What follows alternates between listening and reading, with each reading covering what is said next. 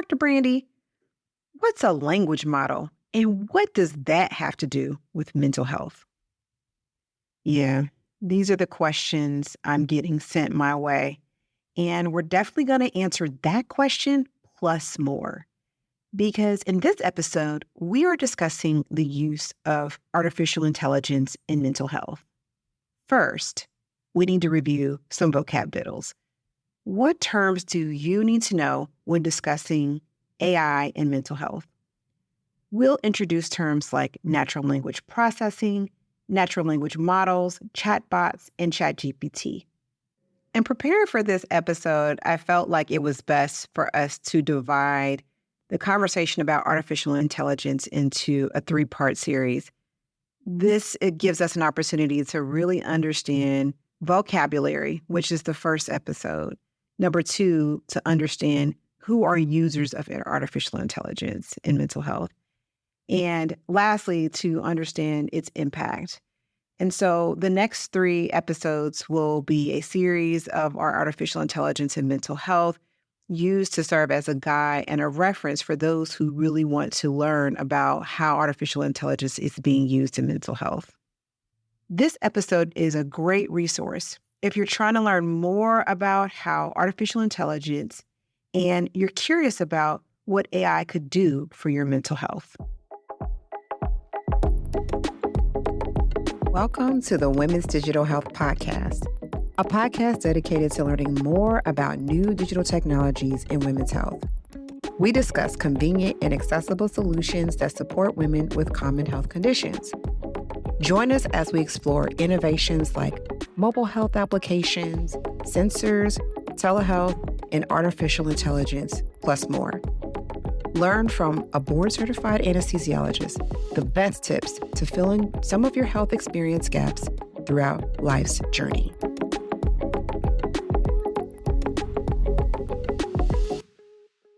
Welcome back to episode 13. And in this episode, we will focus on the use of artificial intelligence in mental health. As we discussed in episode 11 and 12, the use of technology like mental health apps and telemental health is growing rapidly as a response to the gap between the demand for mental health professionals and the need to respond to a mental health crisis in the United States. 90% of Americans responded to a survey from the American Psychological Association in 2023, believing that we are currently in a mental health crisis. And 30% of adults from that same survey said they had recently experienced anxiety and had ongoing anxiety. And over 30% of responders also mentioned that when they were trying to find help for their anxiety, they had difficulty finding it. The need for more supportive services in mental health is immense. So, where does AI fit in? To start, we must begin with vocabulary. So, we get it. If you're learning about artificial intelligence on the spot and you need to catch up with the beginner's guide to AI, check out episode 7. We make it super easy using a dance example to help you understand terms like neural networks and deep learning. In this episode, we will still be using dance, and we're going to talk about a particular type of dance called twerking to describe how AI is being used in mental health. Before we explore some of these vocabulary terms, I want to say that I take mental health and this epidemic very seriously.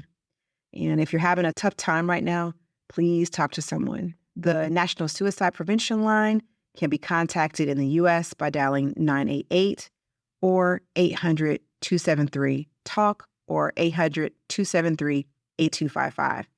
The Trevor Project is a suicide prevention line and overall mental well-being number that is specific to the LGBTQ community.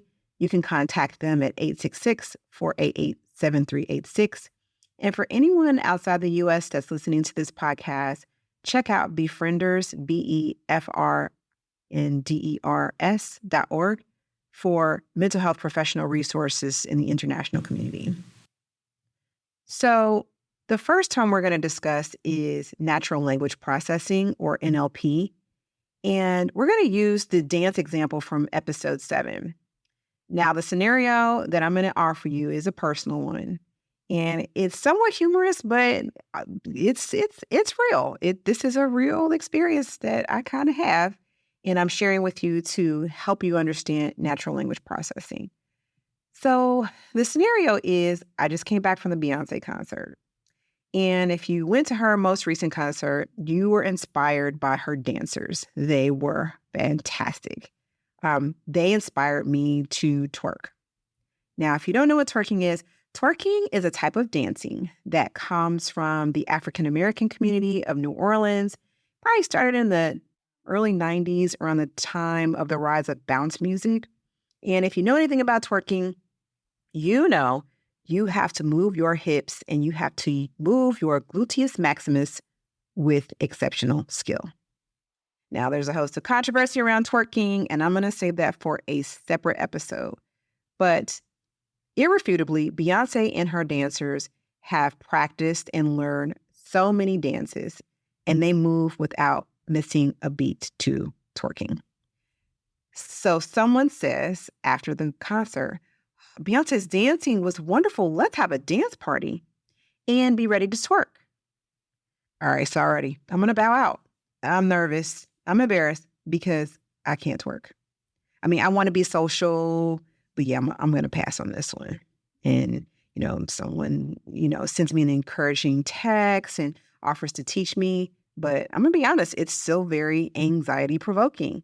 What do I do? I mean, are there any twerk anxiety apps that exist? The answer is no. I search online. When I put in twerk anxiety into the search engine, my list includes mental health apps that start advertising, local mental health professionals that are in my location, as well as videos on how to twerk, as well as blog articles on how twerking actually relieves anxiety. How did this happen? Natural language processing is the form of artificial intelligence that helps the computer understand what a keyword like anxiety or a phrase like twerk anxiety means. Using coding in the form of algorithms or recipes, a computer recognizes a text phrase like twerk anxiety to understand your tone or your emotions behind your twerk anxiety. Your search engine is a computer that's using natural language processing algorithms or these recipes to try to figure out, one, your intention. Like, how serious is this twerk anxiety to Dr. Brandy? Is she really stressed out about this twerk anxiety? And number 2, context. Is Dr. Brandy using any other term that may require escalation of support to address her twerk anxiety? What other words is she using to determine that this twerk anxiety is going to prevent her from doing her daily activities? More on how artificial intelligence is tracking your daily activities to determine your mental health state later. Hey listeners, it's Dr. Brandy. Thanks for listening to this episode of Women's Digital Health. Subscribe to Women's Digital Health on your favorite podcast platform. If you want to know even more about how to use technology to improve your health, subscribe to our newsletter on womensdigitalhealth.com. Follow us on Instagram, Facebook, YouTube, and LinkedIn. Enjoy the rest of this episode.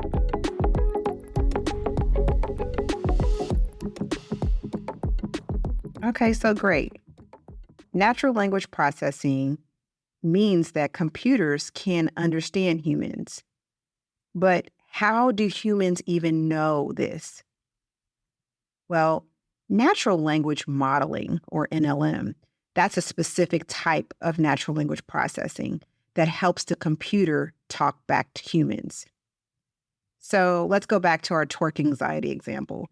When natural language modeling tries to help someone with twerk anxiety, it might generate language that is supportive of my anxiety.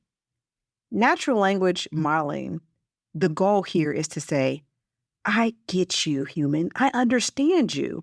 I understand your emotion and your intention around your anxiety of twerking. And I want to respond to your concern using your language.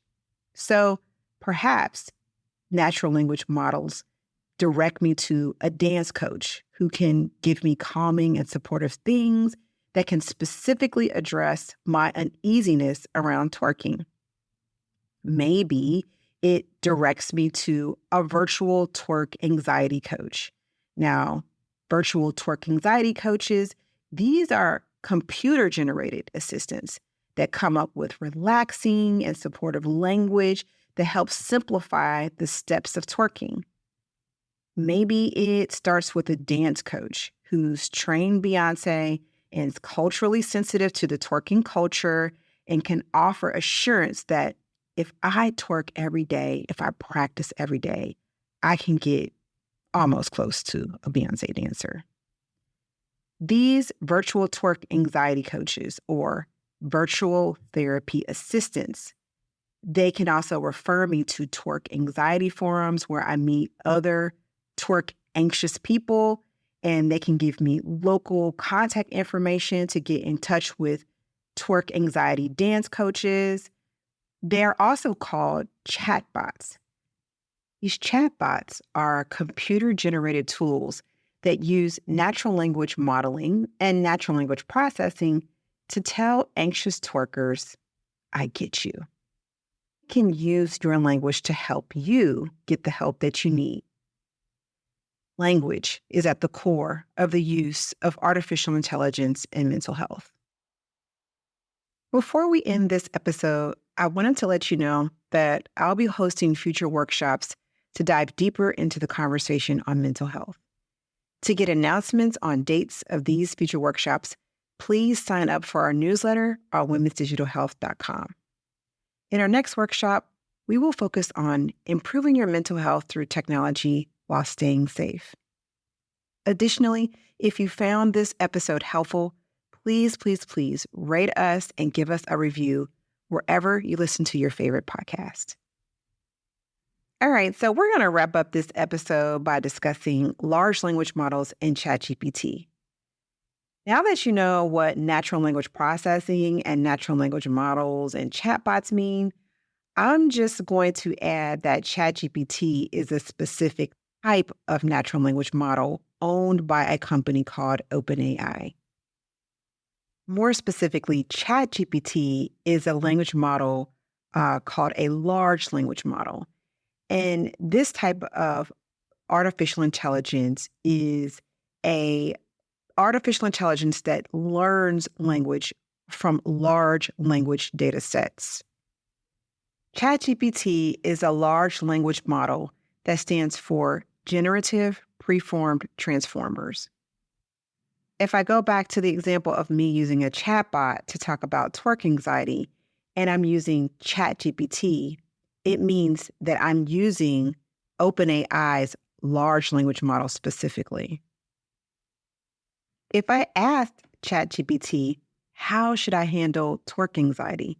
There are 3 qualities that it will use. The first quality is that it can generate, or the G in ChatGPT. It can automatically generate a response like, I understand you. How do large language models generate a response? Well, that's the second quality. It has learned or has pre-trained itself, that's the P, pre-trained, on data sets that come from all over the internet. ChatGPT pre-trains on enormous language data sets that are usually open source. Reddit, Wikipedia, Facebook, online books, these are all sources of data that large language models like ChatGPT have learned to speak how humans speak. Its third quality is its ability to transform, or T in ChatGPT. It's learned to transform language into words that are conversational, that actually mean something to me. Saying something like, I get you. That's the conversational part of Chat GPT. So, generative pre-trained transformers are artificial intelligence large language models that generate responses because it's pre-trained or has learned on large language data sets to transform language into conversational words that I can relate to and understand. All righty. I hope these vocabulary terms in the context of twerk anxiety helps you better understand how artificial intelligence is being used in mental health. We've talked about natural language processing, natural language models, Chat GPT, and chatbots.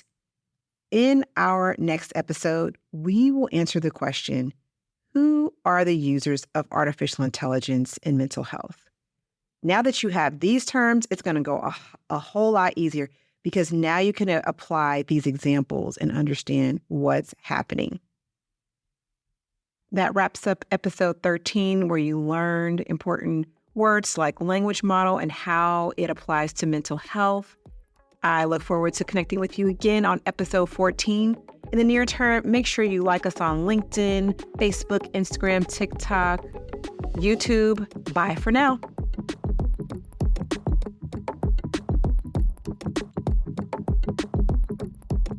Although I'm a board-certified physician, I am not your physician. All content and information on this podcast is for informational and educational purposes only. It does not constitute medical advice, and it does not establish a doctor-patient relationship by listening to this podcast. Never disregard professional medical advice or delay in seeking it because of something you heard on this podcast. The personal views of our podcast guests on women's digital health are their own and do not replace medical professional advice.